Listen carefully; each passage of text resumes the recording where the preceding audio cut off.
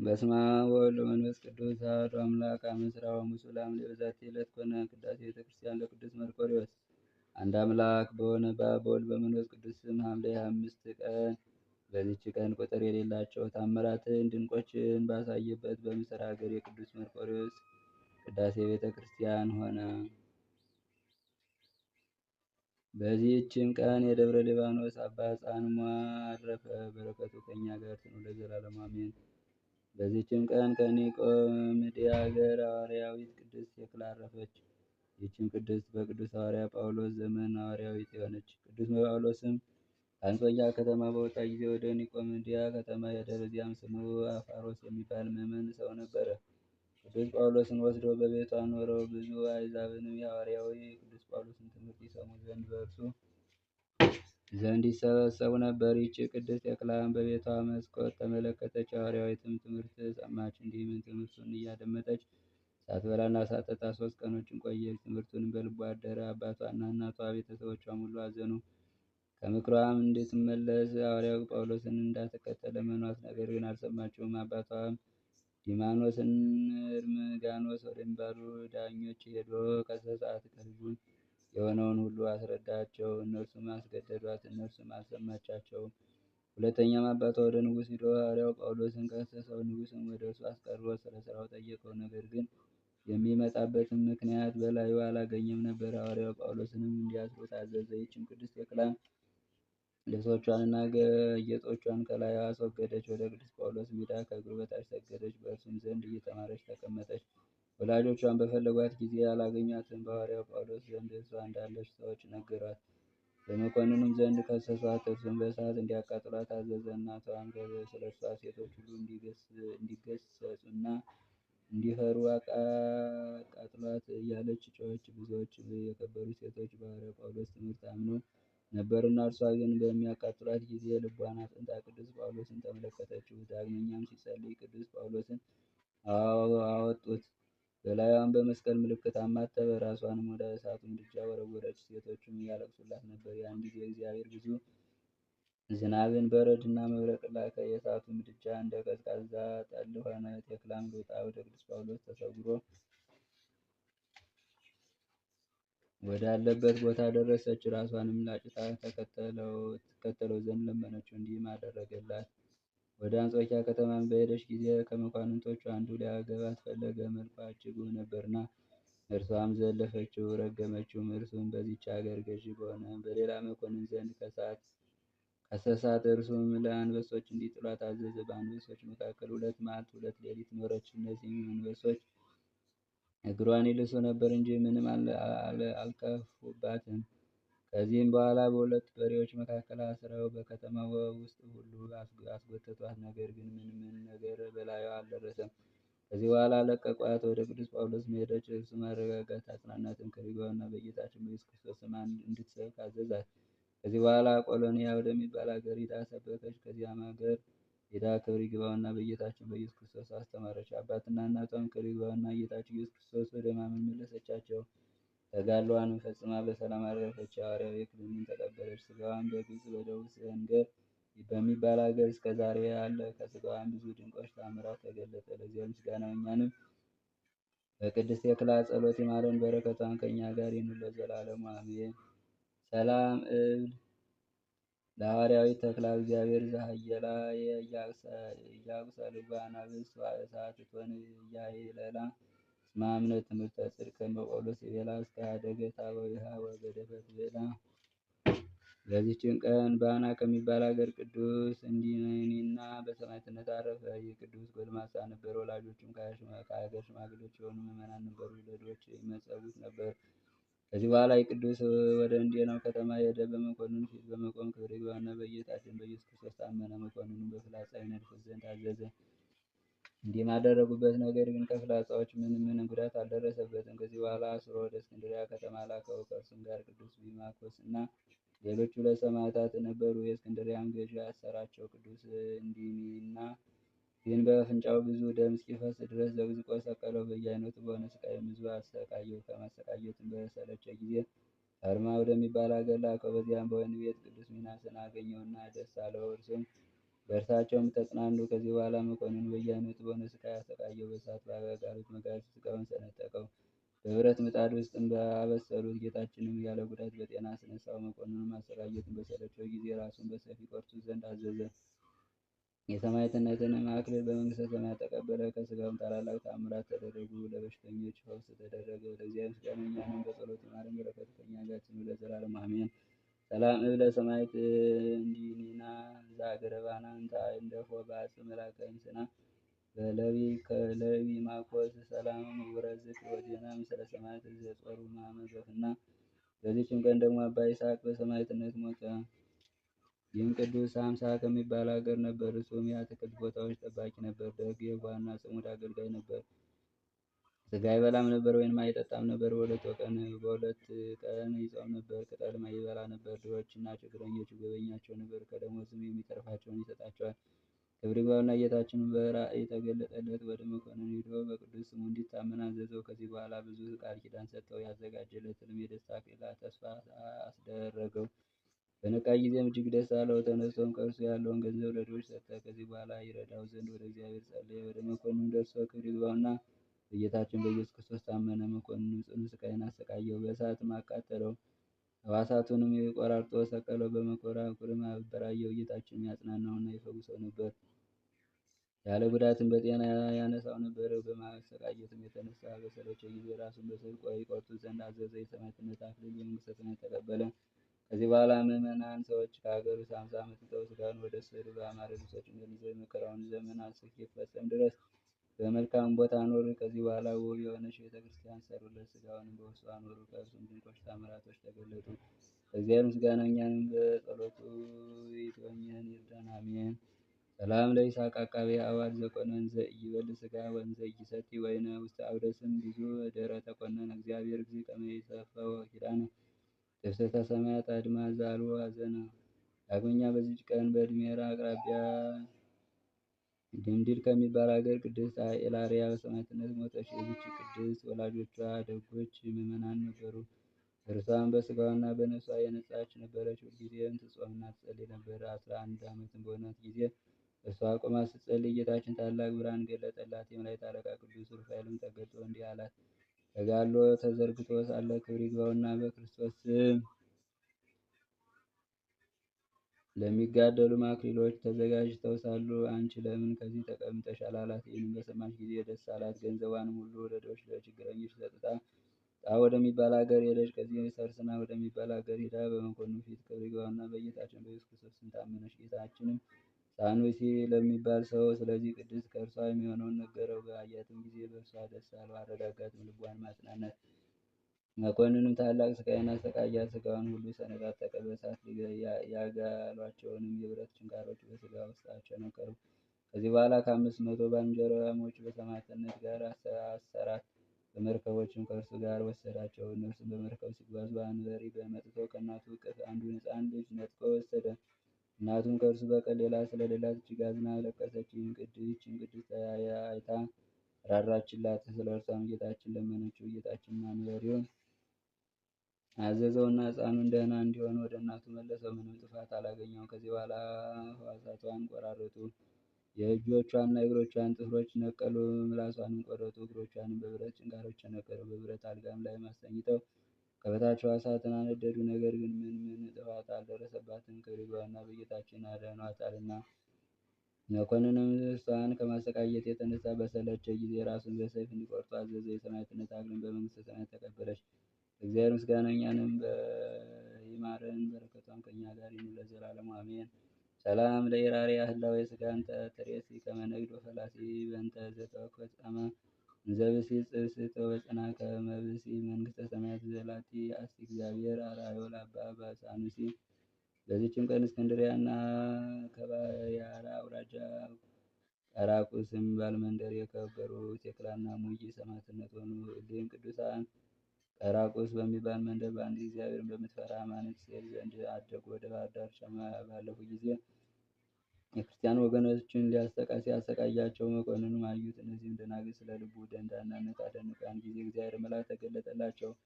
ክብር ይግባውና በጌታችን በኢየሱስ ክርስቶስ ስም መከራን ለሚታገሱ ለቅዱሳን ሰማዕታት የተዘጋጀውን ክብራቸውን አሳያቸውና አጽናናቸው። ከዚህ በኋላ በመርከብ ተጭነው ወደ እስክንድሪያ ተጓዙ። የእመቤታችን ማርያም አልቃሾች በሆኑ በሁለት ሴቶች አምሳል ከኤልሳቤጥ ጋር ተገለጸችላቸው። ከእርሳቸውም ጋር ወደ ከተማ በደረሱ ጊዜ ክብር ይግባውና በጌታችን በኢየሱስ ክርስቶስ ስም በመኮንኑ ፊት ታመኑ። መኮንኑም ጽኑ ስቃይን አሰቃያቸው። ከዚህ በኋላ የቅድስት ሙጌን ራስ በሰይፍ ቆረጠ። ተጋድሎዋንም ፈጸመች። ቅድስት ቴክላም ግን ድሙጤ ወደሚባል አገር ላካት። በዚህም ሰማዕት ሆነች። ለእግዚአብሔር ምስጋና እኛንም በጸሎታቸው ይማረን፣ በረከታቸው ከእኛ ጋር ትኑር ለዘላለሙ አሜን። ሰላም ለሙጂ ወቴክላ ሰማዕታት አመተ ሰዳ በግበንት ሃይማኖት ርትዕትን ዘይነግራ በባድከ መክት አስተራየቶን አምሳለ ክሌትያንስ ምስለ ኤልሳቤጥ ማርያም ግዝእት። በዚህችም ቀን ዳግመኛ ባኗን ከሚባል ሀገር ቅዱስ አበከረዙ ሰማዕት ሆነ። ይህም ቅዱስ አስቀድሞ ወንበዴ ነበር። ሌሎችም ሁለት ወንበዴዎች ነበሩ። ገንዘቡን ሊሰርቁ ወደ አስቄጥስ ገዳም ወደ አንድ መነኮስ በአንድነት ሄዱ። በጸሎትም እየተጋ አገኙት። ጸሎቱን ጨርሶ እስኪተኛ ድረስ ጠበቁት። እርሱ ግን ከቶ አልተኛም። ልቦናቸውም ፍርሃት አደረባቸውና ደነገጡ። በነጋም ጊዜ አሽማግሌ መነኮስ ወደ ሽፍቶች ወጣ። ባዩትም ጊዜ ከእግሩ በታች ሰገዱ። ሰይፎቻቸውን በፊቱ ጥለው ደቀ መዝሙሮቹ ያደርጋቸው ዘንድ ለመኑት። በእርሱም ዘንድ መነኮሱት። ቅዱስ አባ በከረዝም በስጋው በመንፈሱም ታላቅ ተጋድሎን ተጋደለ። አንድ አረጋዊም ክብር ይግባውና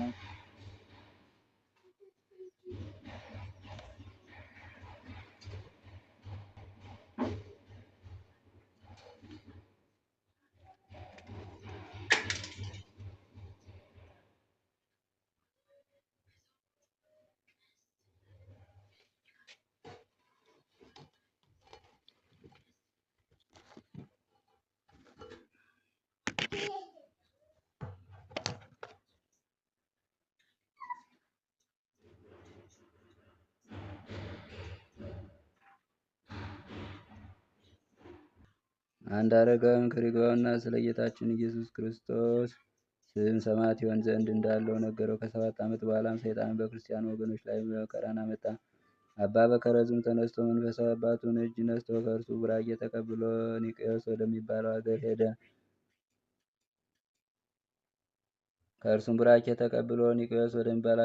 ንጉሥ መክስሚያኖስም አገኘው። ክብር ይግባውና በጌታችን በኢየሱስ ክርስቶስ ስም በፊቱ ታመነ። መኮንኑ በጽኑ ስቃይ አሰቃይቶ በብረት መጋዝም ስጋውን መግዘው ቁስሉንም በመጣጣና በጨው አሸው። ከዚህ በኋላ ወደ እስክንድሪያ ከተማ ሲወስዱት 5 ጊዜ በመርከብ ምሰሶ ላይ ሰቀሉት።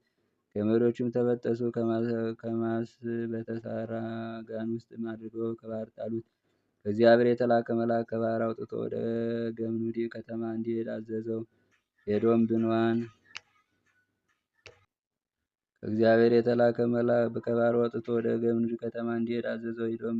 ወደሚባል አገር ደረሰ። ስለ አባ አበከረዝንም ጠየቀ። እርሱም አላወቁትም ነበርና ከብዙ ጊዜያት ጀምሮ ከዚህ ሄዷል፣ ወዴት እንዳለም አናውቅም፣ ወሬውንም አልሰማንም አሉት። አንዲት ብላቴና ግን አስተውላ አወቀችው፣ ፈራችም። ከፍርሃትም ብዛት የተነሳ ወደቀችና እንስራዋ ተሰበረ። እርሷም ለሰዎች አባ አበከረዝን ነው አለቻቸው። የሀገሩ ሰዎችም ሁሉም ፈጥነው መጥተው ከእርሱ ተባረኩ። ደዌ ያለባቸውም ወደ እርሱ ይመጡ ነበር። እርሱም በዘይት ላይ ጸልዮ ሲቀባቸው ወዲያውኑ ይድኑ ነበር። ከዚህም በኋላ ወደ ገምኑዲ ከተማ ሄደ። ከወታደሮቹም አንዱ እኔ ክርስቲያን ነኝና በዚያች ከተማ ውስጥ አስረህ ጎትተኝ አለው። እርሱም ወደ መኮንኑ እስከሚያደርሰው እንዳዘዘው አደረገ። መኮንኑ በእንጨት ላይ ዘቅዝቆ ሰቀለው። በአፍንጫውና በአፉም ብዙ ደም እየፈሰሰ 10 ቀኖችን ኖረ። አባ በከረዝንም የጭፍራ አለቃውን ልጅ ረገማትና ወዲያውኑ ሞተች። በመቃብርም 12 ቀኖችን ኖረች። ስለ እርሷም አባ በከረዝን ለመኑት። ክብር ይግባውና ወደ ጌታችን ኢየሱስ ክርስቶስ ጸለየ። ያን ጊዜ ከሙታን ተለይታ ተነስታ በሲኦል ያየችውን ሁሉ ነገረቻቸው። የጭፍሮች አለቃ የስጦስም ከሚስቱና ከጭፍሮቹ ጋር ክብር ይግባውና በጌታችን በኢየሱስ ክርስቶስ አምነው በሰማዕትነት ሞቱ። ቁጥራቸው 945 ነበር። ከዚህ በኋላ አባ በከረዝን ወደ እስክንድርያ ሰደደው። በዚህም ጽኑ ስቃይን አሰቃዩት። ዳግመኛ ወደ ገምኑድ ላኩት። በዚያም በብረት በትሮች ደብድበው የጀርባውን አጥንት በሰበሩት። እርሱ ግን በፈጣሪው ኃይል ዳነ። መኮንኑም ያሰቃየቱን በደከመ ጊዜ ዳግመኛ ወደ እስክንድርያ ከተማ ላከው። ወደ እስክንድርያም በሚያዝያ ወር በደረሰ ጊዜ ክብር ይግባውና ጌታችን ኢየሱስ ክርስቶስ ተገለጠለትና አጽናናው። ገድሉንም በዚያ እንደሚፈጽም ነገረው። ስሙን ለሚጠራ ሁሉ መታሰቢያው ለሚያደርግ ሁሉ ኃጢአት እንደሚያስተሰርይለት ቃል ኪዳን ሰጠው። ከዚህ በኋላ ራሱን ቆረጡ። ተጋድሎውን ፈጽሞ የሰማዕትነት አክሊል ተቀበለ። የእግዚአብሔር መልአክ መኑህ ከሚባል አገር ለአንድ ቄስ ተገልጾ የቅዱስ አበከረዙን ሥጋ ያለበትን ቦታ ነገረው። እንዲወስደውም አዘዘው። እርሱም ወስዶ በአማሩ ልብሶች ገንዘው የመከራውን ወራት እስኪፈጸም በመልካም ቦታ አኖረው። ከዚህ በኋላ ቤተክርስቲያን ሰርተውለት ሥጋውን በውስጡ አኖሩ። ከእርሱም ድንቆች ተአምራት ተገለጡ። ለእግዚአብሔር ምስጋና እኛንም በዚህ ጻድቅ ጸሎት ይማረን፣ በረከቱ ከእኛ ጋር ትኑር ለዘላለሙ አሜን። ሰላም ለአበከረዝም በውስተ ገድል ዘታየለ በጽኑ ሎቱ ከመ ይጸጉ አክሊለ እንዘ ይከውን በመንኮራኩር ስቁለ ቀሰፍዎ ሀራ እስከ ሥጋው ተበጽለ ወእስከ ተገድፈ በበክፍል ክፍል። ዳግመኛ በዚህ ቀን የ600 ሰማዕታት መታሰቢያቸው ነው። በረከታቸው ከእኛ ጋር ትኑር ለዘላለሙ አሜን። ዳግመኛ በዚህ ቀን የሶርያ ሰው ቅዱስ ሰማዕት ዱማዲዮስ አረፈ። ይህ ቅዱስ በፋርስ አገር አደገ። የከዋክብትን ምግብና ጥበብ ተማረ። ከዚህ በኋላ ክርስቲያን ሊሆን ወደደ። ከፋርስ ሰዎችም ስሙ አልጋሊዮስ የሚባል ቄስ በገበያ ውስጥ አገኘ። እርሱም ወደ እግዚአብሔር የሚደርስ ሃይማኖትን አስተማረው። እጅግ ደስ ብሎት ቤተሰቦችን ወደ እግዚአብሔር ይመለሱ ዘንድ ያስተምራቸው ጀመረ፣ አሳመናቸውም። ከዚህም በኋላ በሶርያና በሮም መካከል ወዳለች ሀገር ሄደ። በዚያም የክርስትና ጥምቀትን ተጠምቆ መነኮሰ። ታላቅ ተጋድሎ መጋደል ጀመረ። መነኮሳቱም ታላቅ የሆነ ተጋድሎን ባዩ ጊዜ በእርሱ ላይ ቀንተው ከገዳም ሊያሳድዱት ወደዱ። ባወቀ ጊዜም ወጥቶ ቅዱስ ሰርጊስ ከሚገዳም ሄደ። በዚያም በአንድ ባሕታዊ ቄስ ዘንድ ተቀመጠ። ከዚህም በኋላ ዲቁና እንዲሾመውና ከእርሱ ጋር በቤተ መቅደሱ እንዲያገለግል ቅዱስ ዱማዲዮስን አስገደደው።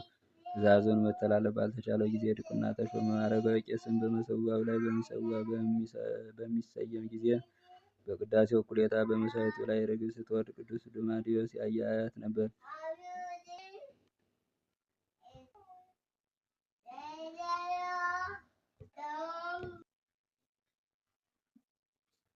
ጽዋውንም እንዳትደፋው ያባርራት ዘንድ በእጁ ያመለክት ነበር። ሽማግሌው ግን አያትም ነበር። የቅዳሴውን ሥርዓት ከተፈጸመ በኋላ ባሕታዊ ቄስ እንዲህ ብሎ ጠየቀው። በቅዳሴ ጊዜ የምትደነግጥ እጅህንም ወደ መሥዋዕቱ የምትዘረጋ ምን ሆነህ ነው? እርሱም ርግቧን እንዳያት ነገረው። አረጋዊንም ከእንግዲህ ስታያት ንገረኝ አለው።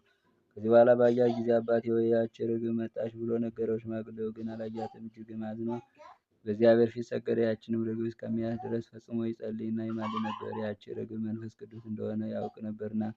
ለዲያቆን አባ ዱማዲዮስም የልቡ እንዳይታበይ አልነገረውም። ከዚህ በኋላ ሽማግሌው ቄስ ወደ ኤጲስቆጶስ ሄዶ ዱማዲዮስን የቅስና ማዕረግ ይሾምለት ዘንድ ለመነው። ልመናውንም ተቀብሎ ያለ ውዴታው ቅስና ሾመው። ሊቀ ጳጳሱን ዜናውን ገድሉን በሰማ ጊዜ ከእርሱ ጋር ወገኖችን ወሰደ። ከወገኖቹ ጋር ወደ እርሱ ሄደ። በረከቱ ሊቀበል ወደደ። ቅዱስ ዱማዲዮስም ግን በመንፈስ ቅዱስ አውቆ ከዚህ ተሰውሮ ሄደ። ወደ ሰማዕቱ ቅዱስ መርቆሬዎስ ቤተ ክርስቲያንም ደረሰ። ከዚያም ወደ በረሃ ሄዶ በዚያም ሳር እየበላ ኖረ። እርሱም ከንቱ ውዳሴ ይሸሽ ነበርና እግዚአብሔር በእጆቹ ድንቆች ተአምራቶችን ያደርግ ነበር። በአንዲትም ቀን ውሃ ሊቀዳ ወደ ወንዝ ሄደ። ውሃ የሚቀዱ ሴቶችን አይተውት በመጠቃቀስ በእሱ ላይ ተዘባበቱ። በልቡም እያዘነ ውሃ ሳይቀዳ ተመለሰ። ያን ጊዜም ወንዙ ደረቀ። ሰዎችም ቅዱስ ዱማዲዮስ እንዳደረቀው ባወቁ ጊዜ ሴቶችና ወንዶች ሁሉ ወጥተው በብዙ ልቅሶ ለመኑት። ልቅሷቸውንም አይቶ ክብር ይግባውና ጌታችን ለመነው። የወንዙንም ውሃ እንደ ቀድሞ መለሰላቸው። ሰዎችም ሲያከብሩት ባየ ጊዜ ከዚህ ሸሽቶ ወደ ሌላ ሀገር ደረሰ። በዚያም ያለ መጠለያ ከሰማይ በታች ያለውን የበጋውን ቃጠሎና የክረምቱን ቅዝቃዜ ታግሶ እየተጋደለ ዓመት ሙሉ ኖረ። ከብዙ ድካም አስገድደው ትንሽ ጎጆ ሰርተው በውስጡ አስገቡት። ከእርሱም ብዙዎች ድንቆች ተአምራት ተገለጡ። ከእነርሱም አንድ ዓይኑ የታወረች አንድ ሰው ነበር። ከእርሱም በተባረከ ጊዜ ዓይኑ ድና አየች። እንደ ሁለተኛም ሆነች። ሁለተኛም ጎባጣ ሰው ወደ እርሱ አመጡ። በዋና በዘይትም ላይ ጸልዮ የመጻጉዕን ሥጋ አጥቦ አዳነው። ወዲያውም እንዲሁ አዳነው። ከዚህ በኋላ ባልና መካን ሚስቱ መጡ። ስለ እነርሱ ይጸልይ ዘንድ ለመኑት። እርሱም ክብር ይግባውና በጌታችን በኢየሱስ ክርስቶስ ለምኖላቸው ልጆችን ሰጣቸው። ወደ እርሱም ልጆቻቸውን አምጥተው ባረካቸው። ከዚህ የሚበዛ ብዙ ታምራት አደረገ። በከሃዲው በዋሊጦስ ዘመን የአምላክ ወዳጅ ንጉሥ ቆስጠንጢኖስ ያሰራቸውን አብያተ ክርስቲያናት ጭፍሮች ወደ አንጾኪያ መጥተው አፈረሱ። ከዚህ በኋላ የፋርስ ሰዎችም ጦርነት ሊገጥሙት መጡ። ሲጓዝም ወደ ቅዱስ ዱማዲዮስ ማደሪያ ደረሱ። ስለ እርሱም ለመኮንኑ ነገሩት። እርሱም የወግሩት ዘንድ አዘዘ። ከረዱም ጋር በድንጋይ ወገሩት። የጣሉባቸው ድንጋይም በበዓታቸው ላይ ታላቅ ኮረብታ ሆነ። እርሱም ረዱም እንዲህ በሆነ ድርጊት አረፉ። ከአንድ ዓመትም በኋላ ለአንድ መንገደኛ ነጋዴ ሰው ገለጠለት። ገመልም ጭኖ ነበር። እርሱም ሲያልፍ ገመሉ ከምድር በታች በጉድጓድ ውስጥ ወደቀ። ሰዎችም ገመሉን ሊያወጡት በመጡ ጊዜ የቅዱስ ዱማዲዮስ በዓት ተገለጠ። ቆፍረውም የቅዱስ ድማቴዎስንና የረዱን ሥጋ በክብር አወጡ። ይኸውም ባረፈበት በሐምሌ 25 ቀን ነበር። ቤተ ክርስቲያንም ሰርተው የእርሱን ሥጋና የረዱን ሥጋ በውስጡ አኖሩ። ጌታችን ከእርሱ ብዙ ታምራት ተገለጠ። ለዚህም ምስጋናኛንም በቅዱሱ ጸሎት ይማረን፣ በረከቱን ከእኛ ጋር ትኑር ለዘላለሙ አሜን። ሰላም ለድማቴዎስ በውስተ ገዳም ዘነበረ እንዘይበል ሳረ እግዚአብሔር አርአየ በደዩ መንክረ እስከ በጸሎቱ አየወ ጉረ ወመጻጓርቷ አወረም በዛት ዕለት ተዝካሮም ለሰማዕታት ሀገር አትሪብ ክሌቱ እልፍ ወሃምሳ ዓመት። በዚችም ቀን አትሪብ በሚባል ሀገር የ5000 ሰማዕታት መታሰቢያቸው የሄኖክ ዕርገት ነው። በረከታቸው ከእኛ ጋር ትኑር ለዘላለሙ አሜን። በስመ አብ ወወልድ ወመንፈስ ቅዱስ አሐዱ አምላክ አመ ዕስራ ወሰዱስ ለሐምሌ በዛቲ ዕለት ያረፈ በዓለ ርእስ ወሰናይ ዮሴፍ ጻዲቅ ሐዋርያ ለእግዝእትነ ድንግል ማርያም። በዛቲ ዕለት ያረፈ ቅዱስ ጢሞቴዎስ ሊቀ ጳጳስ ዘሀገረ እስክንድርያ። ዘአቅረብኩ ማሕሌተ አዘኪርየ አእላፈ እምዕለተ ጸምዱከ ዘልፈ ለላነብብ ከዘንዴት የመጽሐፈን ተረሰ ከዚዮ ጸሪቀ ማለት እኩል በምላውራን ተተርፈነ ቅዱሳን ሐዋርያት ሰባክያን ሰማዕታት ወጻድቃን ደናግል ወመነኮሳት ሄራን ባረኩ ጉባኤ ዛቲ መካን እስከ አረጋዊ ሊቃውንት ሕፃን ለዘጻፈ በክርታስ ወለዛ ጻፎን ዘይደርስ ልሳን ወለዘ ተርጎመ በልሳነ ሐዲስ ወለዘ ሰምዐ ቃሎ በዝነ መንፈስ በጸሎተሙ ማርያም አራቂተ ኩሉምባት ወሬ ማረነ ኢየሱስ ክርስቶስ። ከቅዱሳን በረከት ረድኤት ይክፈለን። ከቅዱስ መርቆሬዎስ ከቅዱሳን ሁሉ በረከት ጸጋ ክብር ያድለን። የሰማነውን በልቦናችን ያሳድረው። አቡነ ዘበሰማያት